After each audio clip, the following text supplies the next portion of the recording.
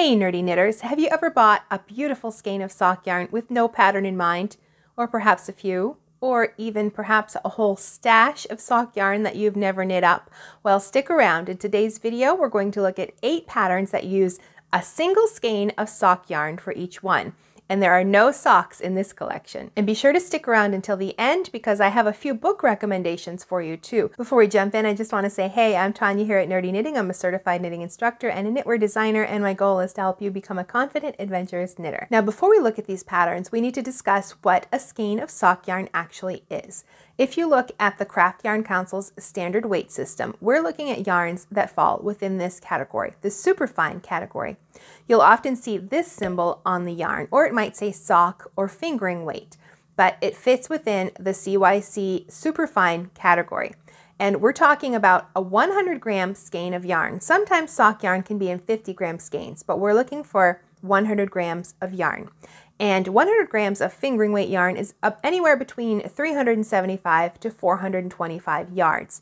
And each of these projects use one single skein or 100 grams of sock weight yarn. First on the list is the Droplet Caplet by Denise Bayron, and the name is inspired by the shape. One end is rounded and the other has a little peak. So there's lots of ways to wear this. It's reversible. You can wear it as a bandana cowl or bunch it up around your neck. It's worked seamlessly in the round from the top down with an easy lace stitch for some texture and interest. Second on the list are the Knock Knock convertible mitts from Very Pink Knits, and these are a perfect choice if you have some self-striping yarn that you don't really want to knit into socks, but you'd still like to enjoy those stripes. They're fingerless mitts with 2 thumb options. You can have an open thumb or a closed thumb top and a convertible top, so your fingerless mitts can become mittens. Third on the list is the lightweight Hipster by Joji Locatelli, a crescent-shaped shawl that's worked from the neck edge outwards, with increases worked at both edges on every row to create the crescent shape. And there's lots of texture going on here, fringe and open work design with that Indian cross-stitch pattern. Number 4 is for those who want something a bit lacy, the Aria Delicato lace scarf by Hanson. It's delicate, airy, and light, and it's worked from one end to the other just like a scarf, but it's easier than it looks. It's just a simple 8-row pattern repeat. So simple enough for a knitter who wants to practice knitting some easy lace. Number 5 is the Dunedin Shawlette by Lucy Hague. Now this one comes in 2 sizes, and the smaller one uses just one 100-gram skein of sock yarn. This one's interesting. You work the border first, and then you pick up stitches for the body and work that from the border to the neck, using a combination of decreases and short rows to get that long crescent shape. There's a lot going on here, so it's good for more advanced to intermediate knitters. Number 6 is the sweet little Scarfette by Ambah O'Brien. Now this adorable little neckerchief or headband is worked seamlessly in the round from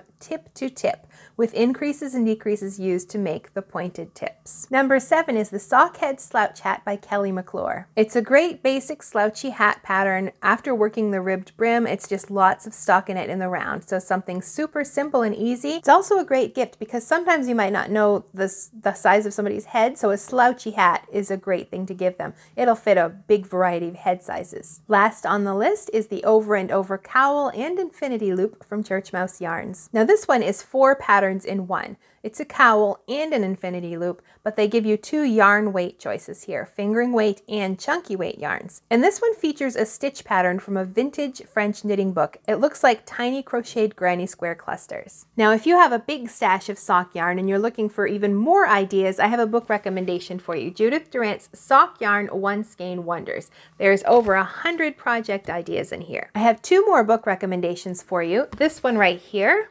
Knit Happy with Self-Striping Yarn.